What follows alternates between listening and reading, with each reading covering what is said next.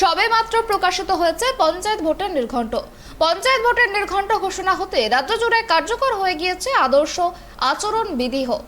রাজ্য নির্বাচন কমিশন সূত্রে খবর, যেহেতু রাজ্যের নির্বাচনে আচরণবিধি কার্যকর হয়ে গিয়েছে, তাই আগামী 13ই জুন থেকে নেতাজি ইন্ডোর স্টেডিয়ামে যে রোজগার মেলার আয়োজন করা হয়েছিল, সেই মেলা এই মুহূর্তে আয়োজন করা যাবে না।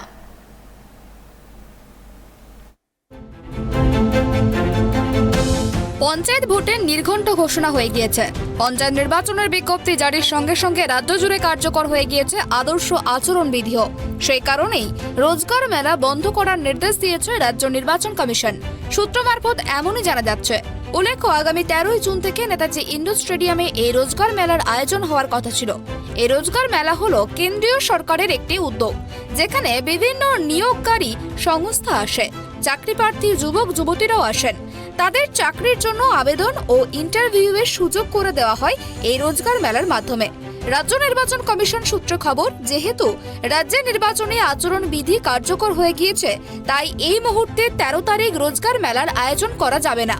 যতদিন পর্যন্ত রাজ্য পঞ্চায়েত নির্বাচনের প্রক্রিয়া শেষ না হচ্ছে, ততদিন পর্যন্ত এই রোজগার মেলার আয়োজন করা যাবে না বলেই সংশ্লিষ্ট কর্তৃপক্ষকে নির্দেশ পাঠানো হয়েছে বলেই জানা গিয়েছে। তবে নির্বাচন পর্ব মিটে যাওয়ার পর এই রোজগার মেলার আয়োজনে কোনো আপত্তি নেই কমিশনের। উল্লেখ্য, রাজ্য নির্বাচন কমিশনার হিসাবে কিছুদিন আগেই দায়িত্ব গ্রহণ করেছেন রাজীব সিনহা।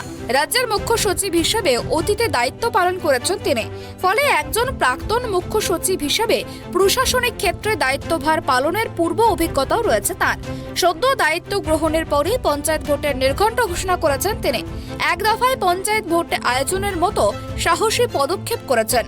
বিশেষ করে অতীতে যেভাবে রাজ্যে পঞ্চায়েত ভোটে হিংসা ও অশান্তির অভিযোগ উঠেছে, সেই জায়গায় এক দফায় পঞ্চায়েত ভোট আয়োজন স্বাভাবিকভাবেই রাজ্য নির্বাচন কমিশনের জন্য একটি বাড়তি চ্যালেঞ্জ বলেই মনে করছে ওয়াকিবহাল মহল। Bureau report, tribe TV.